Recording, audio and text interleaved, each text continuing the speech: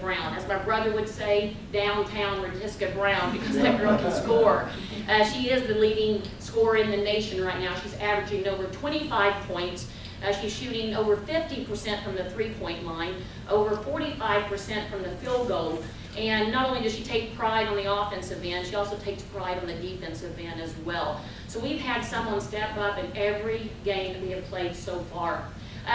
Something that's exciting as well, Yvonne Neal and Marissa Wallace, they have been practicing the last 2 days with us, so we should have them back after Christmas, so we should have everyone but Markeisha. So again, I was reading my devotion this morning, and it said, be thankful and say so, so I thought that was a sign. I just want you to know that I am very thankful. I don't take for granted the job that I have here at Oklahoma City University. And I work with some great people that are in this room, and it's just a professional setting. And I know I get a little emotional because I love what I do. I couldn't imagine doing anything else. And I want to say a big thank you to Jim. Well, you're going to make me cry. Somebody get some whipped cream. I don't know how to take that. No.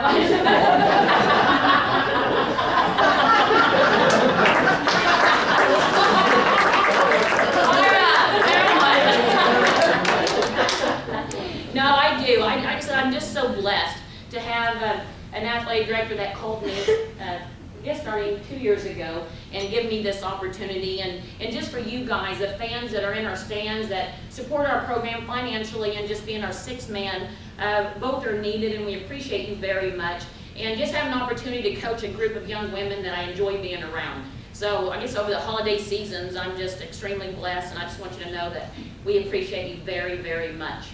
So our upcoming games, I know I switched there a little bit, but January 10th at home is our next home game, and then January 1st we travel to Lovey Christian to take on them at 2:00 p.m. And so it's an exciting time. Like I told the girls yesterday, 14 days of game day, so fire up. But I do appreciate you. Merry Christmas, and God bless you all. Thank you.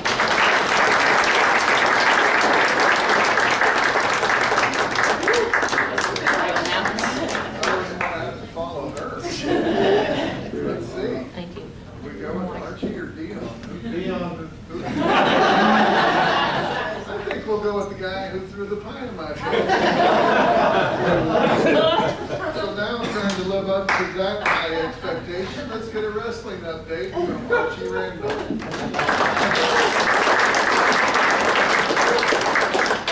That's not good. It wasn't my fault. I don't think I can follow that. The guys and girls wrestling program, the girls program is starting to wind down. Our national championship is in the end of February. The girls program right now, they're 17-2 in duels. We're ranked number 2 behind King still, which will face them at the national dual tournament in January. And we will finally have our whole lineup back in the lineup. We've had several injuries. We've had 3 or 4 girls out the whole season long. We'll finally have everybody back to wrestle King at the national duels.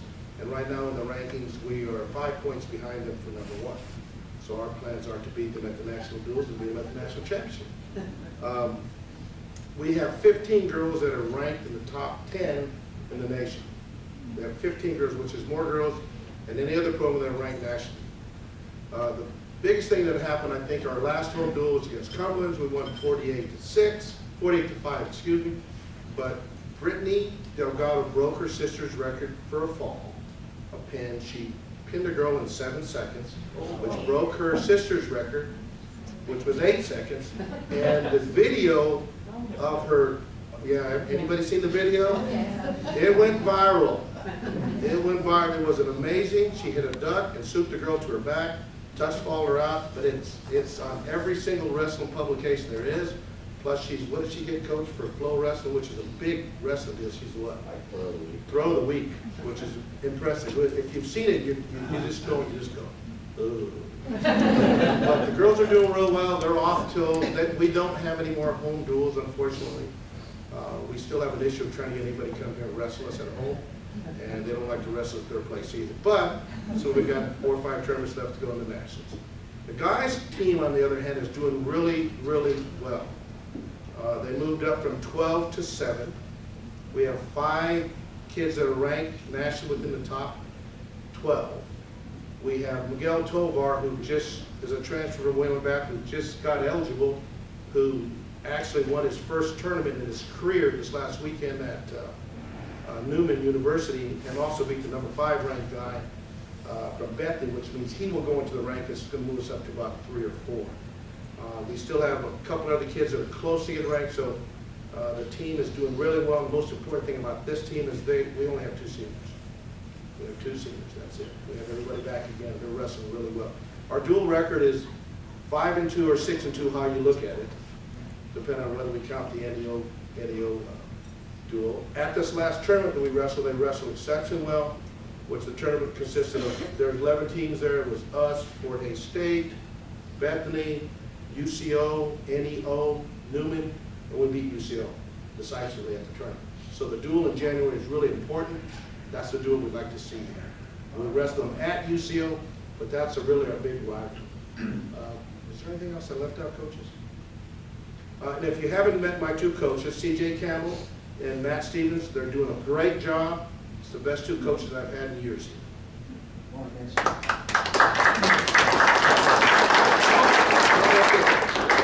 We are ranked 7th, and we will wrestle this weekend at the Desert Duels in Vegas. We wrestle the number 1 team, the number 5, and the number 6. Is that correct, Coach? Well, they're tied with us for 7. Well, they're tied with us 7, so that gives us a chance to go ahead and wrestle the best one.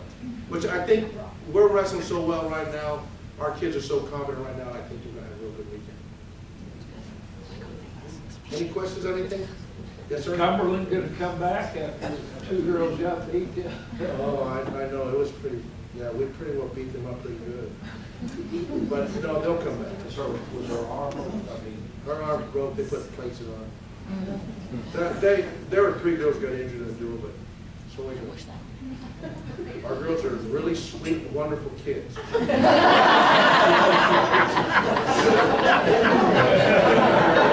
They really are. They're sweet, wonderful kids. It's just that they get a little bit aggressive. We have Joy Miller right here, who's a 213 graduate. If you ever talk to Joy, she's a sweet, wonderful kid.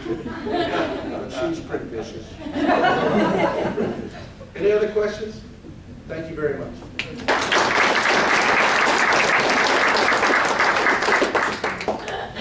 I really encourage you to stand across from someone and count to 7 and imagine going from there to there that quickly. It's pretty phenomenal. Okay, and now we're going to get our final update, which will be for men's basketball. Our men's basketball coach, in addition to coaching and worrying about everything else, has been to the doctor himself recently. You going to come all the way up here? All right, come right down the middle of the podium. Dionne Phelps. Like my peers, I'm gonna have to stand back here so I don't fall down. For the old guys. Yeah. You know, it's so far it's been a really interesting year for us. I've been trying to put my finger on our program and our team for this year. It appears when we've won 3 Division II games, we've basically took a Division I team into overtime and had them down 10 to finish the game off. Missed a free throw, ended up going into overtime and losing to North Texas. And then all of a sudden, you know, we're playing so well against these teams that supposedly are supposed to be better than us. And then we go into these NAIA programs and we struggle. And so I finally figured out that had a lot to do with just our maturity. I think we kind of got to a point where we felt really good about ourselves. When we played North Texas, we beat UCO twice, we beat Southern Nazareth, we beat them by 12 and started feeling really good about ourselves. And oftentimes you get that early in the season because you're just trying to find out who you are. And hopefully by now we figured that out, that no matter who we step on the floor, we have to be remind ourselves that it's us that's on the floor. And we're going to respect the game at a high enough level that we're going to compete at a level that we expect to compete at each night. And so, but I really enjoy this group. This is I'm not sure how many people have actually been out to watch us play. There's one thing that you will not walk away from is saying that we can't score.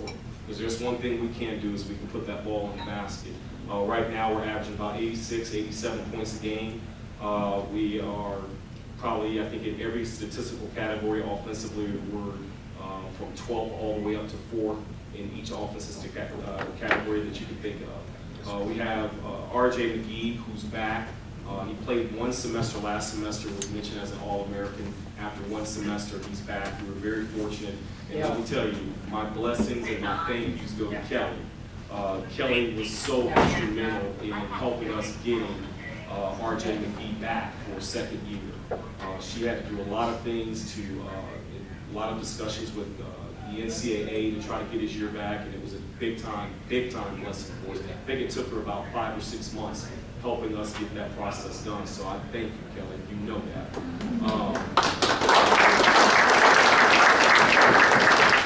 Currently, RJ McGee